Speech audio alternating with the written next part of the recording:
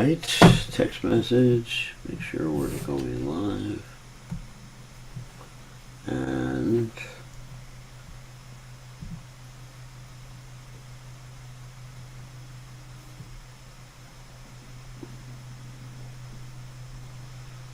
yeah, we are live. Okay, let me get the guitar and we'll start.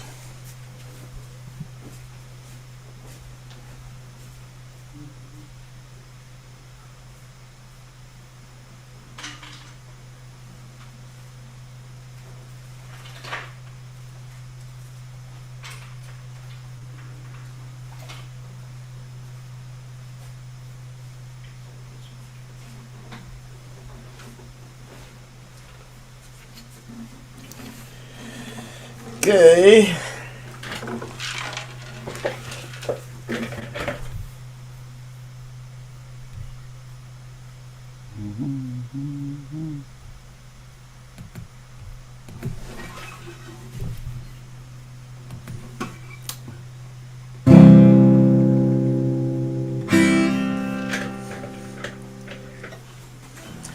All right. Let's see, volume.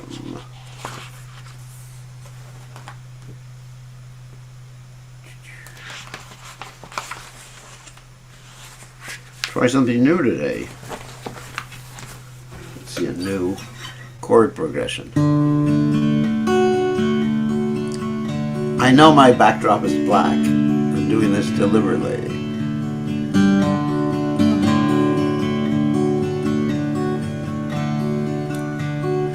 Namo Namah Tulasi Krishna Priyase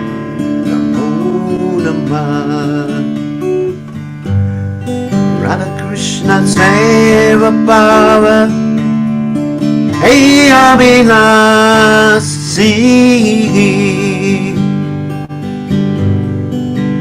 Radha Krishna Seva Bhava Hey Abhinasi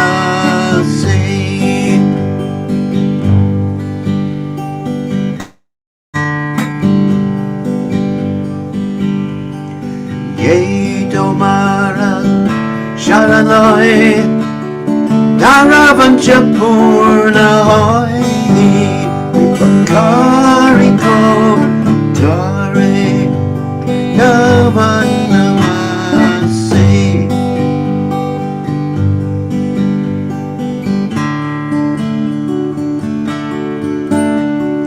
Morae Vilas Kundedi Vas Then Hey Vivasana Yugala Mubarasi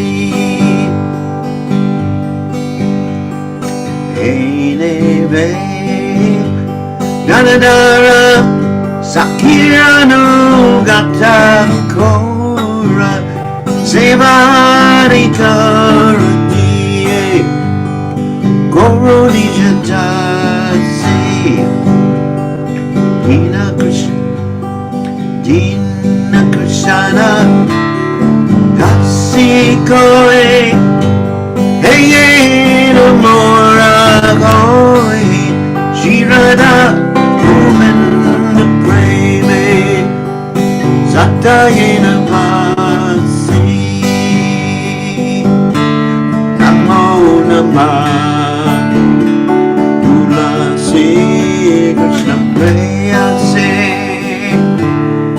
Namo Namah Yani Gani Yapapani Brahmahachati Kani Dani Dani Prana Shanti Daksina Pade Pade Yani Gani Japapani Ramachani Gani Yani Dani Prana Shanti Daksina Pade Pade Hare Krishna, Krishna, Krishna Krishna, Hare Hare, Hare Rama, Hare Rama, Rama Rama, Hare Hare Krishna, Hare Krishna, Krishna Krishna, Hare Hare, Hare Rama, Hare Rama, Rama Rama, Hare Hare, Hare Krishna, Hare Krishna, Krishna Krishna, Hare Hare, Hare Rama, Hare Rama, Rama Rama, Hare Hare, Hare Krishna, Hare Krishna, Krishna Krishna, Hare Hare, Hare Rama, Hare Rama, Rama Rama, Hare Hare, Hare Krishna, Hare Krishna, Krishna Krishna, Hare Hare, Hare Rama, Hare Rama, Rama Rama, Hare Hare, Jaya Jati Devi, Jati Devi, Jati Devi, Jati Devi, Jaya Prabhupada, Prabhupada, Jaya Prabhupada, Prabhupada, Haribo, Haribo, Haribo, Jai Om Vishnupad, Paramahansa, Paramacharya, also Teta Satashi, Shimad, His Divine Grace, Abhaya Charanada, Bhaktivedanta Goswami, Srila Prabhupada Ki Jai, ISKCON Founder Acharya, Srila Prabhupada Ki Jai, Anantakoti Vaishnava Vrinda Ki Jai, Namacharya, Srila Haridas Thakur Ki Jai.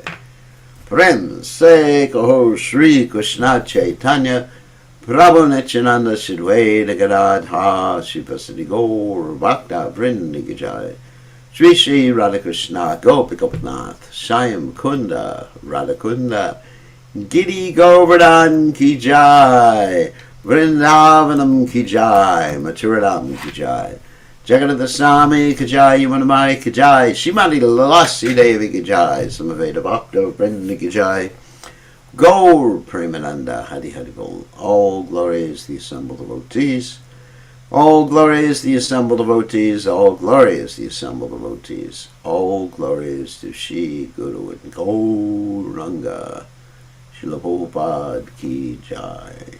Nama Om Vishnupadaya, Krishna Pristaya Bhutale, Srimati Bhaktivedanta Swamini Trinamani, Namaste Saraswati Deve, Gauravani Pacharne, Nivashesha, Shunyavadi Paschatcha, Deja Tarani. So now we're going to go to the Chaitanya Charitamrita, Madhya Lila, and we're starting with Chapter 20, Text 273. Lord Chaitanya Mahaprabhu's teachings to Sanatan Goswami. So it's very exciting. It's actually the high point of my day, do this reading of the Chaitanya Charitamrita, because it's intense connection with His Divine Grace, Srila Prabhupada. Isn't that wonderful? So, Om Gana Timiranda Shah Gananjana Shlakaya Chakshur Meditam Yena Tasmai Shri Gurave Namaha. So, Jaya Jaya Sri Chaitanya, Jaya Nityananda, Jaya Dvaita Chandra Jaya, Gaur Bhakta Vrinda, Jaya Jaya Sri Chaitanya, Jaya Nityananda, Jaya Dvaita Chandra Jaya, Gaur Bhakta Vrinda, Jaya Jaya Sri Chaitanya, Jaya Nityananda, Jaya Dvaita Chandra Jaya, Gaur Bhakta Vrinda. Okay. So let us continue with our reading of the Sri Chaitanya Charitamrita. Let me just move this this thing a little bit. Okay, that is better. It's actually very effective to use a black screen like this, because in that way you can only see me. And the text, of course. So, Swanga Vishesha Vasarupe Prakriti Sparashana Jiva Rupa Vijetate Kaila Samarpana.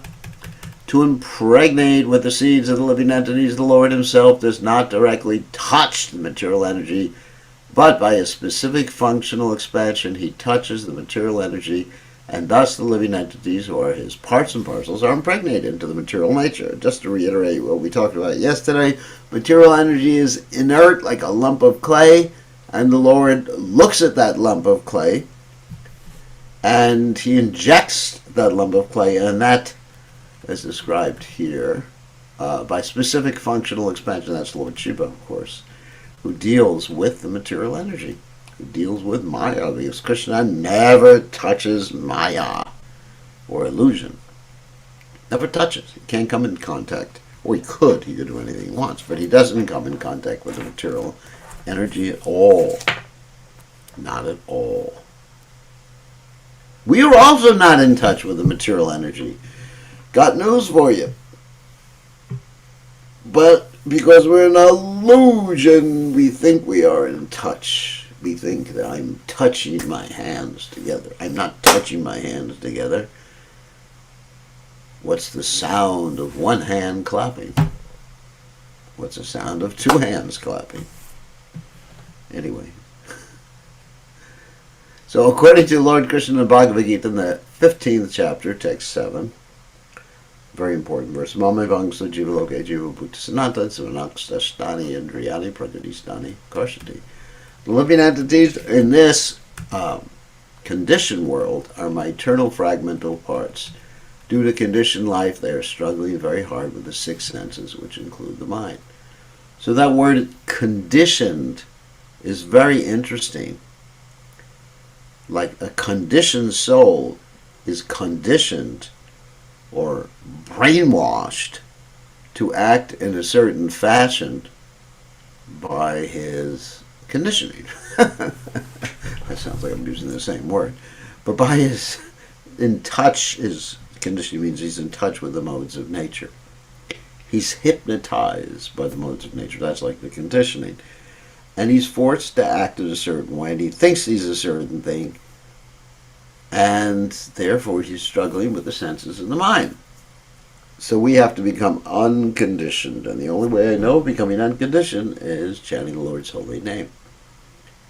In other words, we have to get out of our present state of illusion, hypnotic trance, sleep, attachment to the matrix, simulation, attachment to our computer. Give up the attachment and you are liberated by becoming attached to Krishna. In the present verse of the Chaitanya Charitamrita, the word Prakriti Sparshana refers to the Lord's glancing over material nature and placing the living entities in contact with dull matter. Sparshana means like to touch. The glancing is performed by Mahavishnu Saikshata Lokan no Shrujati Ati. It's from the Aitareya Upanishad 111. In the conditioned state, stage, we impregnate according to the bodily conception of life, that is by sexual intercourse. But the Supreme Lord does not need sexual intercourse to impregnate. The impregnation is performed simply by his glance. This is also explained in the Brahma Samhita 532 in a verse that I often quote. Angriyasya sakalandriya driti manti vashanti banti kaliyanti chiram jaganti ananda chinmaya sanodjvala vigrahasya govindam aripurusham tamaham bhajami. Govinda can impregnate simply by glancing. In other words, his eyes can work as his genitals. He does not need genitals to beget a child. Indeed, Krishna can beget any one of the living entities with any part of his body. And of course, that verse states that all of Krishna's senses can be used for any function. He can create with his eyes, he can create with his ears, he can create with his mouth, he can create with his head, he can create with his tongue, he can create with his finger, he can create with any part of his body because they're all interchangeable. Not only create, he can see with any part of his body, he can touch with any part of his body, he can smell with any part of his body. Any of the functions that of senses, like we normally think of them, can be done by the Lord in any way he wants, because he has a body that is, he is. His body is no duality. The body of the Lord is Satchidananda, means eternity full of bliss and full of knowledge. And our body is the opposite. Oh my God. It is so miserable. And sometimes the misery stops for a little while. I mean, just let's say if you're sick, you have some of the devotees here who are sick, not mentally ill right now, but they're sick in their body. They have some fever, sore throat. I don't. And they're thinking, oh, it's so miserable. I can't eat properly. But as soon as it goes away, it's a relief. I'm liberated. Not really, Prabhu, or Prabhi. Liberation means not to be attached to the thing. And if you're not attached to the thing, then you're not expecting anything good from it. I'm only attached to my own computer, not to yours. If yours breaks down, tough luck for you. The word Swanga Vishesha Vasarupa indicate the form by which the Lord begets living entities in the material world is explained herein. He is Lord Shiva, which is what I said before. Shambhu, Shambhu, Shambhu, Lord Shiva. In the Brahma Samhita, it is stated that Lord Shiva, who is another form of Mahavishnu, is like yogurt. Wow. Yogurt is nothing but milk, yet it is not milk. In other words, you can take milk and make yogurt, but nobody has made milk from yogurt. Similarly, Lord Shiva is considered the father of this universe, and material nature is considered the mother. The father and mother are known as Lord Shiva and Durga. Together, Lord Shiva's genitals and the vagina of Goddess Durga are worshipped as the Shiva Linga. It's the Linga, the Yoni. This is the origin of the material creation. Thus, Lord Shiva's position is between that of the living entity and that of the Supreme Lord. His position, his tattva, is not God, but it's also, he's not one of us. He's in a special category. Much, much greater, and he's also the greatest devotee. And one of the reasons we say he's the greatest devotee is because he is so merciful. In his ashram, there are ghosts and demons and rakshasas and hippies. Oh, sorry about that one. But anyway, all sorts of lower class living entities are in Lord Shiva's ashram. And he's so compassionate. And he's always looking for ways to place his followers in the wombs of some ladies on this earth planet. And so some of you might have been Lord Shiva's devotees, or not a Rakshasa, sorry, you wouldn't be a Rakshasa. But some of you might have been a Pisacha, a Bhuta, or Preta, that means ghost witches, a Ketchari, not Kitchery. Kitchery is something you eat. Ketchari is like a witch who rides, not on a broom, but something very similar. A witch sometimes can ride on an uprooted tree with the roots still there. So it looks a little bit like a broom. So if you ever see someone walking around with an uprooted tree, be careful. Maybe a witch. In other words, and maybe one of Lord Shiva's associates. And so it's possible that Lord Shiva brought you to the Krishna consciousness movement in this lifetime. Wow. He is the form, though, which the Supreme Lord works through which the Supreme Lord works to beget living entities within this material world, as yogurt is prepared when milk is mixed with a culture. The form of Lord Shiva expands when the Supreme Personality of Godhead is in touch with material nature. It's not actually in touch, but looks at material nature. The impregnation of material nature by the Father, Lord Shiva, is wonderful because at one time innumerable living entities are conceived. Bhagadiva sa Achanandayaya Kalpate Shvatasvatara Shvetashvatara Upanishad 5.9. These living entities are very, very small.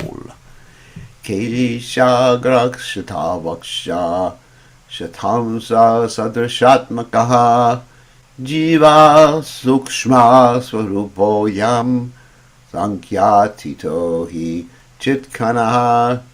That's from the Chaitanya Charitamrita, Madhya Lila 19:140. If we divide the tip of a hair into 100 parts, and then take one of these parts and divide it again into 100 parts, that very fine division is the size of but one of the numerous or numberless living entities. They're all chitkana, particles of spirit, not matter. In other words, we have no material dimensions. Because mathematically, if you take the tip of anything, it's a theoretical point in space. Because the tip, let's see, here's something. Let's say a triangle. So that's not exactly a triangle. That's not a triangle either. So, triangle. Oh. Anyway, triangle. Okay. Let me draw it so you can better understand it. Well, can't do it with my hands. There's a triangle. And the tip is a point. And as you get closer and closer to the point, it gets smaller and smaller as you go slower and slower and slower and slower and slower. And finally, the cross section, and finally, it's a theoretical point in space. And 1/10,000th of that is basically nothing. It's space, a point in space. It's something, but it's a point in space. So, the soul has no material dimensions. But the soul is spiritual. The soul has spiritual dimensions.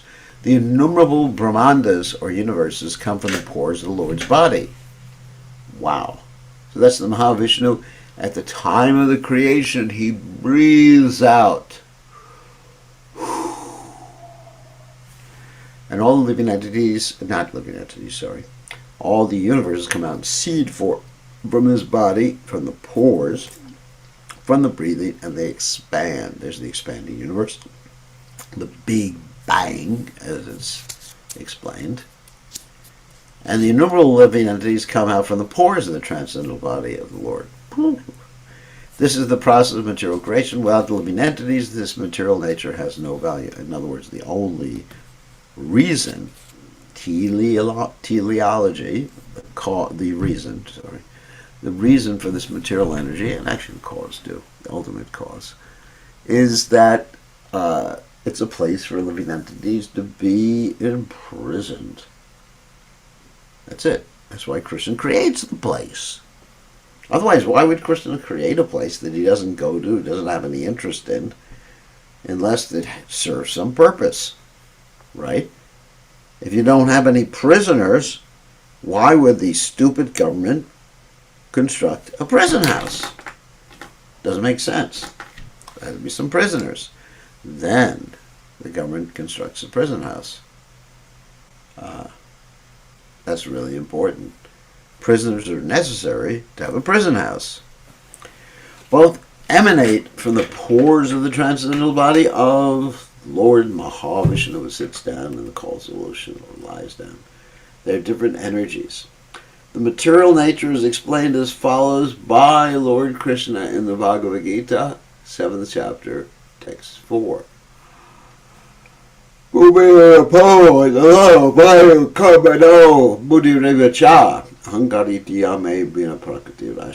are the eightfold material elements. Earth, like solid substance. See? Knocking on the black. It's all solid.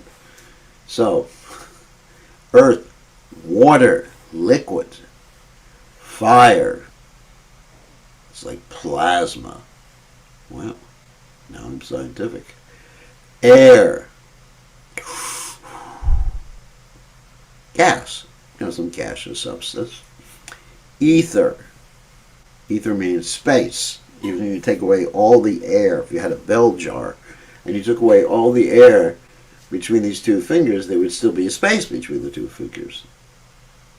That's space. Mind. Of course, I'm pointing to the brain. Mind means the ability to, let's say, be attracted to things. Thinking, feeling way. Intelligence means long term, what am I planning in life? And false ego means basically the concept of I and mine. So much is mine, and I am great. Altogether, these 8 constitute my 8 separated material energies. Thus, material elements also come from the body of the Supreme Personality of Godhead. But they are a different type of energy from the living entities. Although the living entities also come from the Lord's body, they are categorized as a superior energy. So this is another very famous verse from the Srimad Bhagavad Gita 7.5.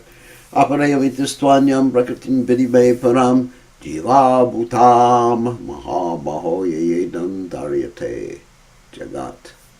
Besides this inferior nature, that's the eightfold elements we just described, Almighty Armed Arjuna, there is another superior energy of mind which comprises the living entities who are exploiting the resources of this material inferior energy or nature. That's from the Gita 7.5. The inferior energy, matter, that means earth, water, fire, air, ether, mind, intelligence, false ego, cannot act without the superior energy. In other words, you take the soul out of the body and you put it in the ground or cremate it. It's not going to rise again. Those bones will not rise again. But you're taking the soul. The soul's not there. The soul is not the body. The person is not the body. And so there's a duality right there. The person has a body. This is my body. But it's not me. Point to yourself. Oh, this is not me. This is not me. That's not me. All the living things are very clearly explained in the Vedas. The materialistic theory that life develops from matter is incorrect. Life and matter come from the Supreme Living Entity.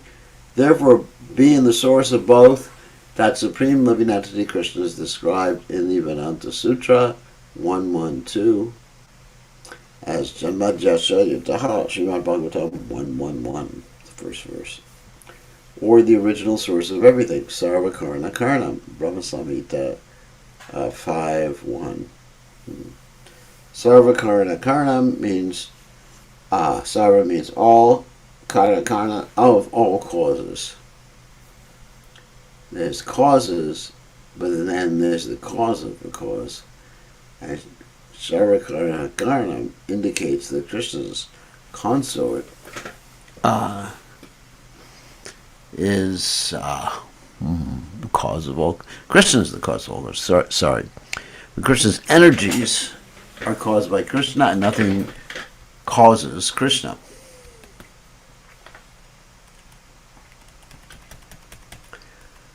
Dvarvat Shubhita Dharmanyam Swasham Yona Parapuman Adata Viryam Sasuta Mahatatvam Hiranmayam.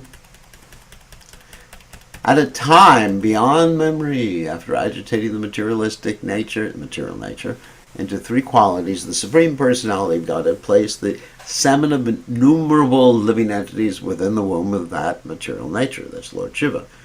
Thus, in other words, that semen is Lord Shiva. Thus, material nature gave birth to the total material energy known as the Hiranmaya Tattva.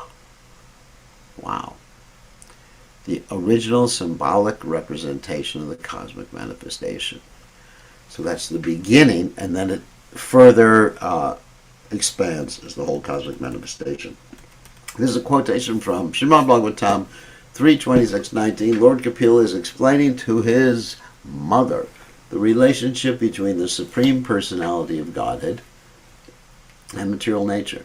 He is informing her how the Supreme Personality of Godhead is the original cause of the living entities who are conditioned by material nature.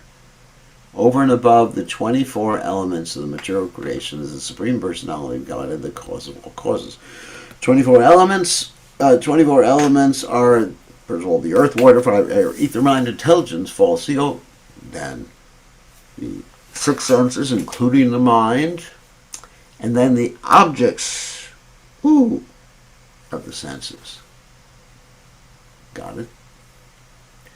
And then also, we include the objects of the senses. Yeah, we actually included everything. And then the unmanifested, and ultimately the soul and the Supreme Soul.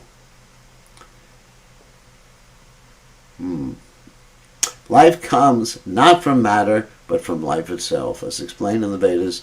Nitya Nityanam Chaitanas Chaitanam Kathopanishad 2:13. That means the Supreme, there are many eternals, and there's one Supreme Eternal, and the Supreme Eternal is actually maintaining the plural eternals. The Supreme Lord is the original source of life.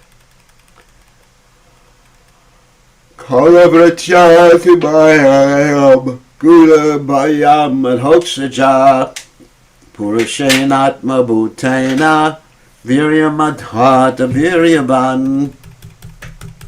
In due course of time, the Supreme Personality of Godhead, Mahavaikuntanath, that's Mahavishnu, by the agency of an expansion of his personal self. Okay, Mahavaikuntanath is Krishna in the spiritual world, and Mahavishnu expands from him, place the seed of the living entities within the womb of material nature, and that placement of the seed is Lord Shiva again, Shambhu. So pretty much repeating what we've heard in the previous verses, but just reiterating to verify what Prabhupada is doing is what a lawyer would do, is that he, not just Prabhupada, but Krishna's Kaviraj Goswami in the Chaitanya Charitamrita, he is giving more and more and more verses to verify his proposition or his statement. So this is the Vedic system to prove something. You say something, okay, what verse actually proves it? Because that's our method of understanding or knowing what we know, which is called epistemology, the science of knowledge. This is a quotation from Srimad Bhagavatam 3:5-26. This verse tells how the living entities come in contact with material nature. Just as a woman cannot beget children without uniting with a man, material nature cannot beget living entities without being in union with the Supreme Personality of Godhead. So, in other words, I described there's this unmanifest stage of the three modes of material nature, called the Pradhan, and until that Pradhan is glanced over by the Supreme Lord, that Pradhan cannot manifest the material world. Pradhan, in one sense, is the material energy, but it's the ingredient cause of the material world, whereas the efficient cause is the glance of the Supreme Personality of Godhead. There's a history of how the Absolute Lord becomes the Father of all living entities. In every system of religion, it is accepted that God is the Supreme Father of all living entities. According to Christianity, the Supreme Father God provides the living entities with all of life's necessities. Therefore, they pray, give us this day our daily bread. Any religion that does not accept the Supreme Lord as the Absolute Father is called Kaitava Dharma, or a cheating religion. Such religious systems are rejected in Srimad Bhagavatam 1:1-2, Dharma Prajita Kaitavotra. Only an atheist does not accept the omnipotent Supreme Father. If one accepts the omnipotent Supreme Father, he abides by his orders and becomes a religious person. So that's the bottom line, the common denominator between all religions, that you must accept a Supreme Person. If you don't accept the Supreme Person, then you're either a Buddhist or a Mayavadi. if you're a voidist, then you look like me in the void here, in the blackness. And if you're a Mayavadi, hold on again, let me get my Mayavadi backdrop. If you're a Mayavadi, then you look like this. You're merged in the Brahmana. Of course, you don't look like that, but you're surrounded by the white light of the Brahmana effulgence. Let's go back to the blackness, the dark side of the force. So, Tabim Mahatattva Haite Trivida Ahankara Yahaite Devatendriya Uttara Prachara.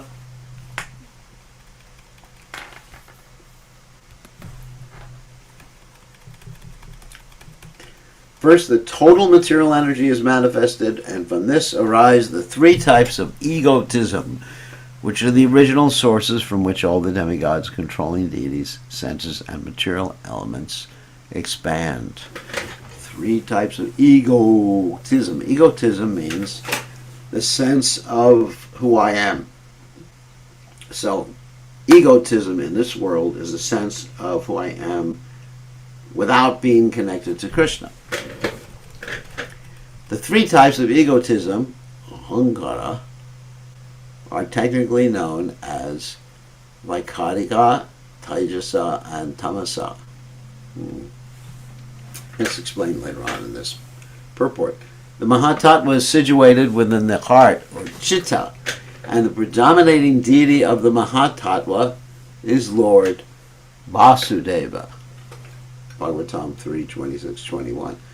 The Mahatattva, that means the material energy. Actually, this is all the Lord's universes and energies, spiritual, material, and in the corner of that, all the Lord's universes, you find this Mahatattva. Means the great truth, or the great category, or the great energy of the Lord, which is the material energy. The Mahatattva is transformed into three divisions. Vaikarika, egotism, in goodness. Sattvika, ahankara, which is actually mixed goodness, from which is manifest the 11th sense organs, the mind, whose predominating deity is Aniruddha.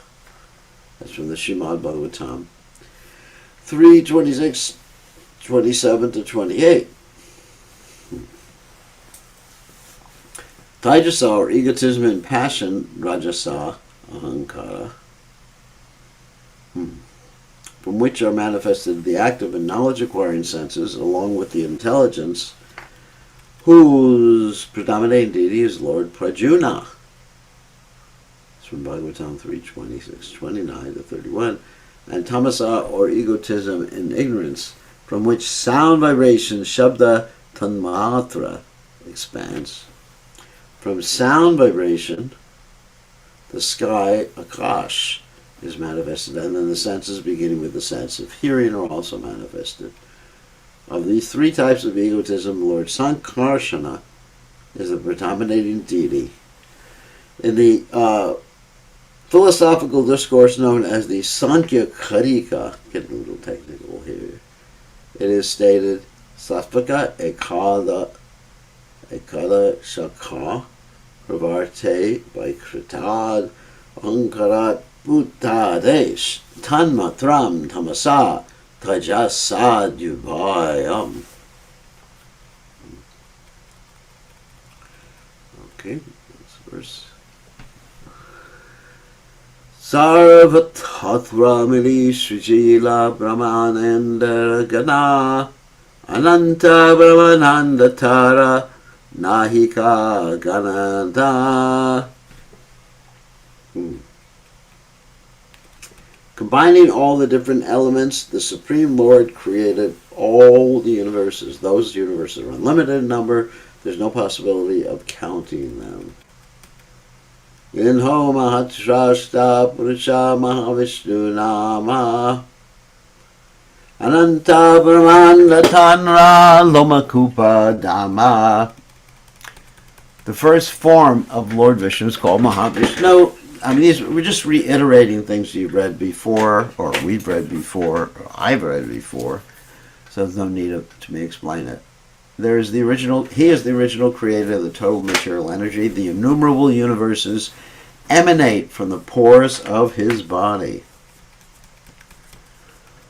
Gavakshe udayayache renavase hyaya purusha nishvasa saha brahmananda bhagiraya punarapi nishvasa sahanyaya vyantara ananda ishvarya tanra sava maya para.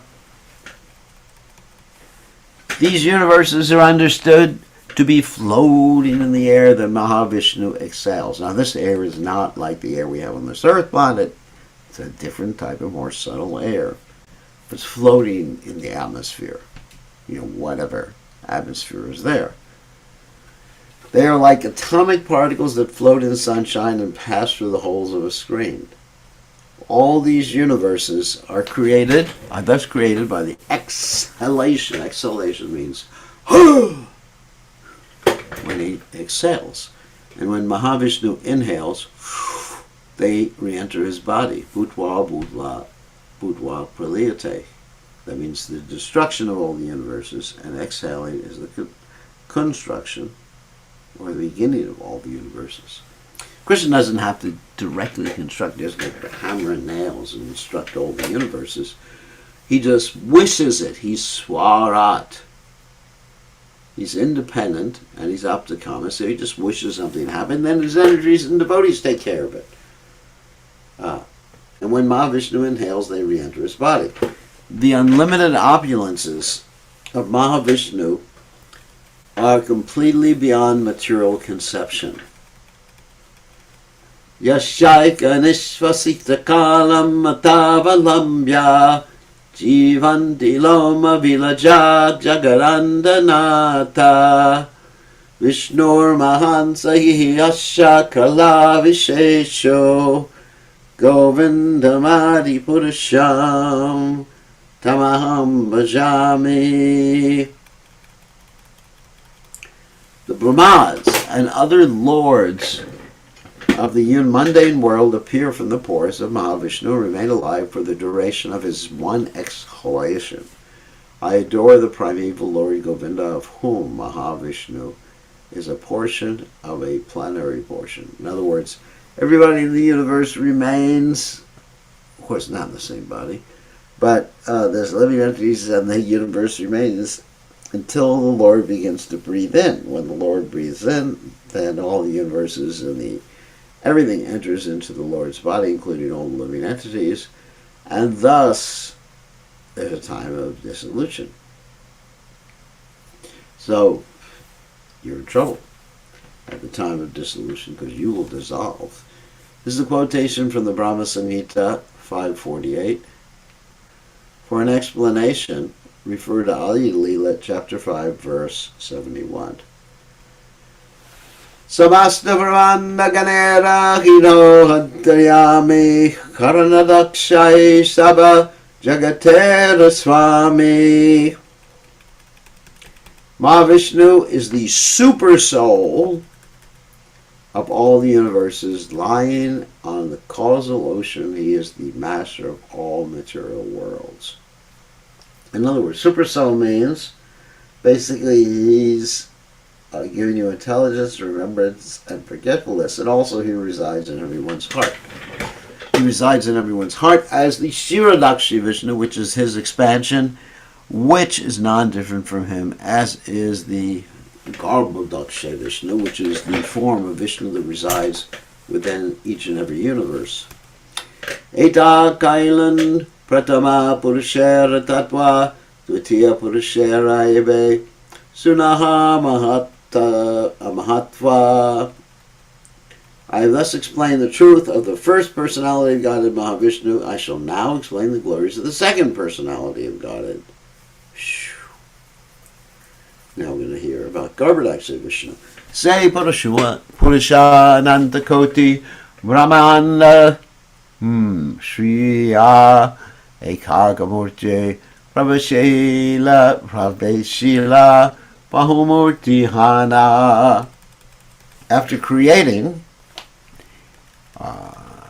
the total number of universes, which are unlimited, Mahavishnu expanded himself into unlimited forms and entered into each of them. That's known as Garbhodakshaya Vishnu.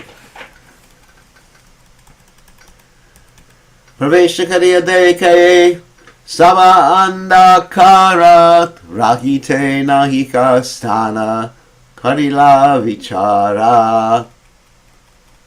When Mahavishnu entered into each of the limitless universes, he saw that, in other words, all these universes are like little balls floating in the air, unlimited little balls floating in the air, and there's no one in each and every universe until Mahavishnu enters as the Garbhodakshaya Vishnu.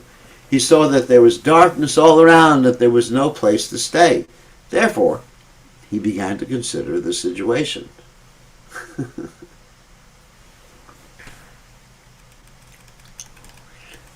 Nijanga Sweda Jale Brahmanan Brahmandarda Barila Sajale Sheshasayaya Shayana Karila.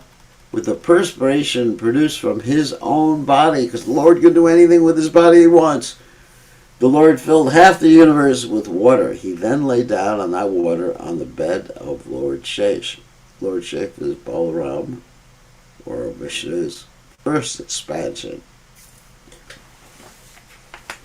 And also serves Lord Vishnu in many different ways. That serves the Lord in many different ways in his various incarnations, such as Balaram serves Krishna and Lakshman serves Ram. Kandaranavi Padma Haite Utilaika Padma Se Padme Haila Brahmara Janma Sadma. A lotus flower then sprouted from the lotus navel of that Garbhodakshaya Vishnu. That lotus flower became Lord Brahma's birthplace. In other words, Garbhodakshaya Vishnu didn't need his wife, Lakshmi, to have a kid. And their first kid was Lord Brahma. Se Padmanale Haila Choda Bhuvana Tainho Brahmahana Shrishti Karila Shrichana. In the stem of that lotus flower, the 14 worlds were generated. Then he became Lord Brahma and manifested the entire universe. Vishnu Rupahana Kare Jagat Palane Gunatita Vishnu Sparsha Nahimaya Stane. Or Sane, sorry. In this way, the Supreme Personality of Godhead in his form of Vishnu maintains the entire material world. Since he is always beyond the material qualities, the material nature cannot touch him. The influence of material energy cannot touch Lord Vishnu as she touches Lord Brahma and Lord Shiva. Therefore, it is said that Lord Vishnu is transcendental to the material qualities, the incarnations of the material qualities. Lord Shiva and Lord Brahma are under the jurisdiction of the external energy. Lord Vishnu, however, is different. In the mantras of the Rig Veda, it is said, Om Tad Vishnu Paramam Padam.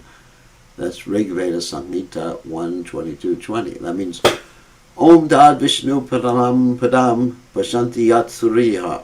That's the rest of the verse. That means, Lord Vishnu. Om Tad Vishnu Paramam Padam Pashanti Yat Suriya.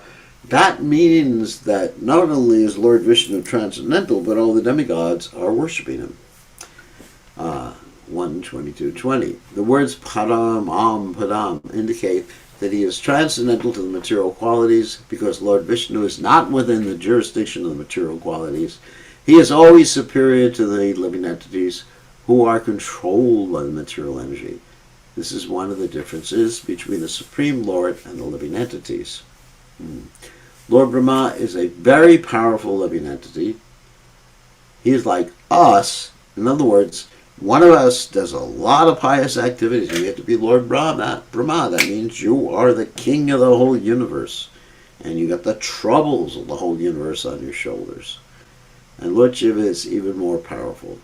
Therefore, Lord Shiva is not accepted as a living entity, But at the same time, he is not considered to be on the level of Lord Vishnu. As you mentioned before, Lord Shiva is the glance of the Mahavishnu who manifests certain pastimes on this earth and in other places too. Okay, so especially the pastime of putting all of us into this material universe. So today we read from 272 to 289, chapter 20. Okay. So now we can take some questions. Let's stop sharing and we will allow you to unmute. Oops. Hold on a second. You are now allowed to unmute. So you can ask a question by unmuting yourself, or by raising your hand, or by typing in the text window.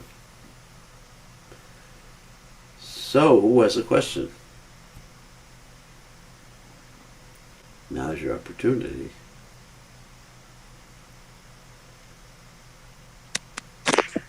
Okay, Rakesh, you have a question? Please accept my humble obeisances. All glory to Prabhupada. So what's your question?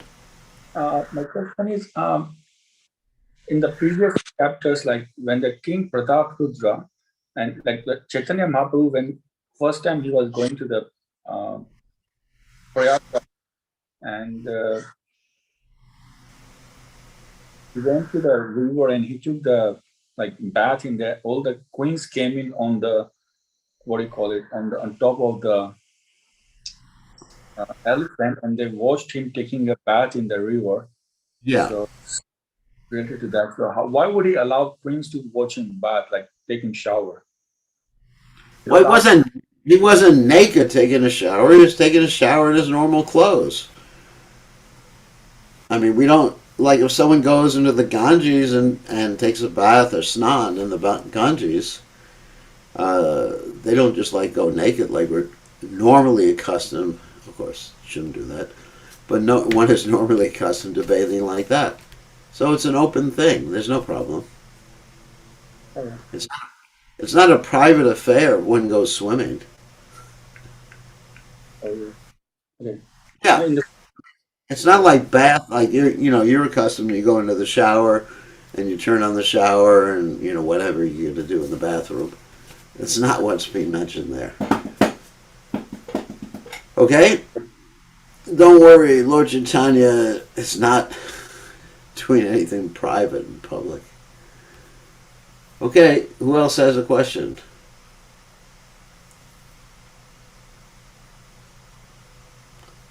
No one else. All right. Oh, here's a question in the chat window. You mentioned earlier that Krishna creates the material world only to be a prison and then also performs pastimes here and that he won't do in the spiritual world, like fighting big demons like Hiranyakashipu. So isn't the material world also for Krishna's pleasure? Yes, but if there were no demons, if there was no, just like someone may go into the prison and have a pastime in a prison. But if there was no prisoners, there's no reason to create the material world. Krishna's pleasure, yes, Krishna's pleasure is the reason behind everything. The reason Krishna creates the material world is because he takes pleasure in reforming the conditioned souls, because he wants the conditioned souls to be with him in a loving exchange. And that's his pleasure, that's his motivation. So everything is done for Krishna's motivation or pleasure, including the creation of it. If Balaram is the god of egoism, then who is the god of egolessness? There's no question of ego-less, because your ego is the sense of self, and if you want to be ego-less, it's just not possible. You can be false ego-less, and the false ego-less, that's the god of false ego-less. That's interesting. The god of false ego-less. I don't know. You have to figure that one out. Who is the god of false ego-less? But the God of real ego is Krishna. That's the real ego. There's no question of being ego-less. To be ego-less means your ego is the self. That means you are less the self. You don't exist. Okay, another interesting question. So who else has a question? Anybody else have a question? If not, we will end. What's the body of demigods are made of?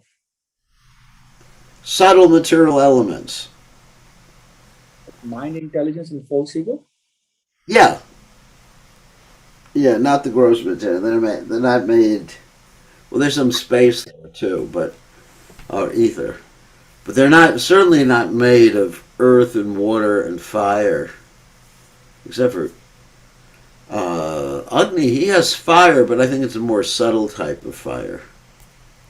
He's the god of fire, but he's not on fire. He's not on fire all the time. Is it only made of intelligence, or you also have mind and false? Oh, mind, intelligence, false ego. Anyway, it's more subtle. It's a more subtle form, or a more subtle form of the other elements. That's all we know. It's not a gross, like it's described. The demigods, when they come down to the Earth planet, they don't sweat, they don't touch the Earth, so they're in a more subtle form. Anyway, you'll figure that out. Okay, here's another question. Gopal. Krishna enjoys fighting, but he won't do that in the spiritual world. So is the material world necessary for that enjoyment of Krishna? Nothing is necessary. Krishna could do it in a different way if he wants. But the material world is there because there's always going to be conditioned souls. And Krishna likes to go in the prison house. And there's always going to be a prison house. So it's not necessary. I wouldn't say anything is necessary for Krishna. Because Krishna can do things in any way that he wants. He can arrange another particular facility for those pastimes. But he utilizes the material world in that way. I wouldn't say it's necessary. Necessary means that Krishna is dependent on something. Krishna is not independent, is not dependent. He is independent. He is Swarat, which means independent. So Krishna could do that somewhere else. Yes, Krishna's making the best use of what's there already. And he could do it in a different way if he wants. He's independent. He can do anything in any way he wants and set up the rules wherever he wants.